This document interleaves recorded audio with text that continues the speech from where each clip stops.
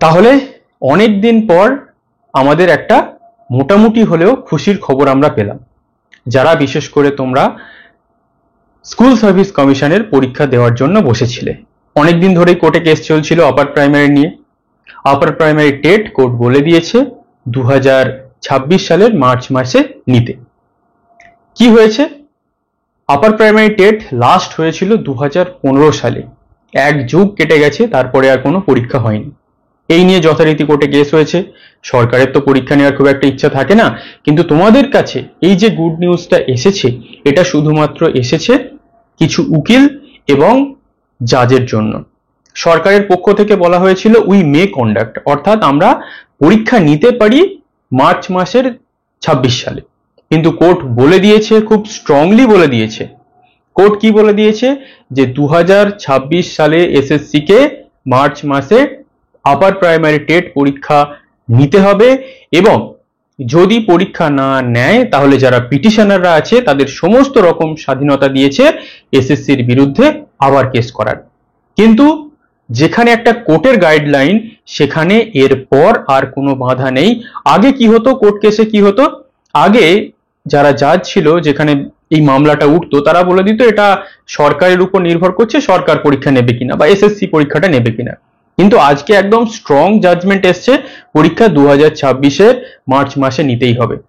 তাহলে যারা তোমরা এই যে এসএলএসটির জন্য অপেক্ষা করছিলে, যেটা সুপ্রিম কোর্টের আদেশে হয়তো কিছুদিনের মধ্যে নোটিশ বের হবে, সেটা এখনো আমরা জেনে উঠতে পারিনি যে নতুনদের সুযোগ দেবে কিনা, কিন্তু আমরা এটা 100% জেনে গেছি যে নতুনরা আপার প্রাইমারি টেট পরীক্ষা দিচ্ছে। এবং আমি তোমাদের বলতে চাইবো যে এসএলএসটি পাওয়ার থেকে, বিশেষ করে 9, 10, 11, 12 এর থেকে আপার প্রাইমারিটা কিন্তু তুলনামূলকভাবে, ওটা কিন্তু তোমাদের সাবজেক্ট এরিয়া, এখানে কিন্তু তোমাদের সাবজেক্টের এরিয়া নয়, এবং এটা কিন্তু তুলনামূলকভাবে 9, 10, 11, 12 এর থেকে তোমাদের কাছে এই পর্যায়ে এসে অনেকটা টাফ হয়ে যাবে। আগে যদি তোমরা পরীক্ষা দিতে তাহলে তোমরা বিভিন্ন কম্পিটিটিভ ফিল্ডের মধ্যে থাকতে, সেখানে তোমাদের হয়ে যেত। কিন্তু এখন তোমাদের কিন্তু এখানে প্রাইমারি টেটের মতো কি পড়তে হবে, বাংলা পড়তে হবে, ইংরেজি পড়তে হবে, তোমাদের ম্যাথামেটিক্স পড়তে হবে। হবে কি, তাহলে তোমাদের ম্যাথামেটিক্স কিন্তু যারা সায়েন্স তারা পড়বে। আচ্ছা একবার বলে নি, আর্টস যারা তাদের কিন্তু সোশ্যাল সায়েন্স, হিস্ট্রি, জিওগ্রাফি তোমরা জানো 2015-তে হয়েছিল। আর মেন যে তিনটে সাবজেক্ট, বাংলা, ইংলিশ আর চাইল্ড সাইকোলজি, এটাই 90, আর 60 হচ্ছে সোশ্যাল সায়েন্স আর সোশ্যাল স্টাডিজ। আর্টস আর যারা সায়েন্স ব্যাকগ্রাউন্ড তাদের জন্য আলাদা।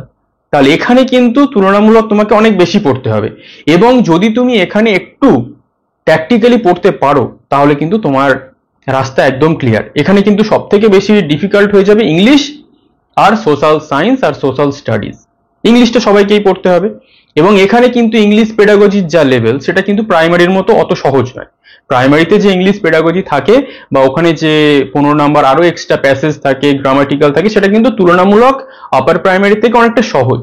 কিন্তু আপার প্রাইমারিতে আমাদের স্ট্রাকচারালি সিলেবাস ওয়াইজ যেমন যেমন প্রশ্নের ধরন রয়েছে সেই অনুযায়ী পড়তে হবে। তোমাদের যারা ইংলিশ পেডাগজি নিয়ে তোমাদের নলেজ নেই, তোমরা মোটামুটি আমার চ্যানেলের প্লেলিস্টে চলে যাবে, ওখানে কিছু প্রাইমারির ক্লাস করানো রয়েছে যেটা আপার প্রাইমারির সাথে মোটামুটি সেম। ওই বেসিক ক্লাসগুলো তোমাদের আগে দেখে নিতে হবে, তারপরে আমি আপার প্রাইমারির জন্য তো আরো ভিডিও ইউটিউবে আন, কোনো চাপ নেই। কিন্তু এটা আমাদের কাছে একটা দারুণ বড় খবর, কারণ এখানে কোর্ট যেখানে রায় দেয় সেখানে সরকার সেই রায় বিশেষ করে পরীক্ষার ক্ষেত্রে মানতে বাধ্য। যেমন তোমরা দেখছো যে সুপ্রিম কোর্ট রায় দিয়েছে, এসএলএসটি বাদ করে দিয়েছে এবং নতুন করে পরীক্ষা নিতে বলেছে, তাই রাজ্য সরকার প্রায় বিজ্ঞপ্তি রেডি করে ফেলেছে, যে কোনো দিন বিজ্ঞপ্তি জারি হয়ে যেতে পারে। এবং সেখানে দেখা যাচ্ছে যে আবার ওই পিটি আসতে পারে, কিন্তু পিটির ভূত সেই 2016 সাল থেকে আমাদের আর পিছু ছাড়ছে না। আর আমি পিটি নিয়ে এখন কিছু বলবোই না যতক্ষণ পর্যন্ত না পিটি নিয়ে সরাসরি সরকারি কোনো নির্দেশ আসে, কারণ 2016 সাল থেকে আমরা সেই একই ভূতের পিছনে ছুটে বেড়াচ্ছি, পিটি হবে, পিটি হবে, পিটি হবে। পিটিও তো দূরের কথা, প্যানেল বাতিল হয়ে গেল, এসএসসি পরীক্ষা হলো না। তাহলে তোমরা যারা এসএলএসটি পরীক্ষার্থী, যারা মনে করছো যে আমি অন্য কোনো ফিল্ডে যেতে পারছি না, আপার প্রাইমারি তোমাদের জন্য একটা হিউজ অপরচুনিটি। কারণ তোমরা সবাই জানো ভোট বড়ই বালাই, ভোট আসলে সরকার অনেক কিছু করে, অনেক স্কিম নিয়ে আসে। সেহেতু 2026-এ ভোট, আবার রায় দিয়েছে 2026-এর মার্চে পরীক্ষা নিতে হবে, এপ্রিল মে এর দিকে ভোট। তাহলে তোমাদের পরীক্ষাটা একদম হচ্ছেই, এইটা ধরে নিয়ে আদা জল খেয়ে লেগে পড়ো। কারণ আপার প্রাইমারি সিলেবাস, আবারও বলছি, প্রাইমারির মতো অত সহজ নয়। আপার প্রাইমারি সিলেবাস তুলনামূলকভাবে প্রাইমারির থেকে অনেকটাই টাফ। আমি তোমাদের বিভিন্ন গাইডলাইন ভিডিও নিয়ে আসবো কিভাবে তোমরা পড়াশোনাটা করবে, ঠিক আছে? তাই এটা তোমাদের কাছে অন্ধকার যে জগতে আমরা চলে যাচ্ছিলাম, যারা তোমরা বিএড করে রয়েছো, এসএসসির পরীক্ষায় দেওয়ার জন্য বসেছিলে, একটা অন্ধকার জগৎ ছিল তোমাদের জন্য। কিন্তু সামনে সুদিন আসতে চলেছে, দেখা যাক যে নতুন নোটিশটা দেবে, যেটা সুপ্রিম কোর্টের নির্দেশে, সেখানে তো অবশ্যই আমি তো নতুনদের বসতে দেওয়ার পক্ষে, অবশ্যই নতুনদের বসতে দেওয়া উচিত। কিন্তু দেখা যাক সরকার কি করে। কিন্তু আপার প্রাইমারি টেট থেকে নতুনদের তো কেউ আর বাধা দিতে পারবে না, নতুনদেরকে দিতেই হবে। তাই তোমরা যারা নতুন, সাবজেক্ট যেমন পড়ছো পড়ো, আপার প্রাইমারি টেটের জন্য আদা জল খেয়ে লেগে পড়ো, যদি তোমাদের একমাত্র টার্গেট হয়ে থাকে এসএসসি। কারণ তোমরা জানো যে এসএসসির ভবিষ্যৎ অন্ধকার। কোর্ট যতক্ষণ না বলছে এরা নড়ে চড়ে বসছে না, কোর্ট বললে এরা খুব তাড়াতাড়ি নেড়ে চড়ে বসে। তাই তোমরা কিন্তু আপার প্রাইমারি টেট এই অপরচুনিটিটাকে হাতছাড়া করতে দিও না। কারণ এই অপরচুনিটি আমি এসএসসির বেলায় বলে দিয়েছি তোমাদের, ওই ভিডিওতে অনেক নেগেটিভ কমেন্ট এসেছিল যে আর কি এসএসসি হবে না। আবারও বলছি, যে সুযোগটা একবার পাচ্ছ, যদি নতুনদের 9 থেকে 12-এ বসার সুযোগ দেয়, হয়তো তোমার জীবনের লাস্ট।